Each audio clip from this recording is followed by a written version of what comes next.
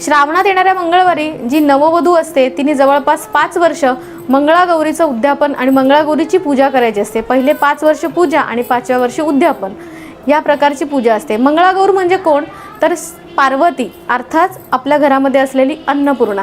ही अन्नपूर्णा प्रत्येकाच्या घरामध्ये असते, पण बऱ्याच जणांना या अन्नपूर्णेचं महत्त्व काय आहे ते फक्त माहिती नसतं।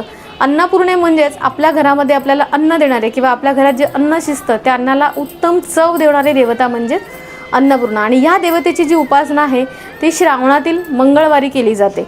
तिला तांदळामध्ये ठेवून तिला फूल, अभिषेक, दूध, दही या प्रकारचे स्नान घालून तिला नैवेद्य दाखवून तिचा सन्मान या दिवशी करायचा असतो। नववधूंनी ही पूजा का करायची? कारण नववधूंनी याच्या पुढे आयुष्यभर तिला संसार सांभाळायचा आहे किंवा अन्न ही जबाबदारी तिला सांभाळायची आहे। त्यामुळे अन्नपूर्णेचे आशीर्वाद घेऊन तिने जर संसाराला सुरुवात केली तर ती सगळ्यांनाच उत्तम अन्न देण्यामध्ये यशस्वी होते।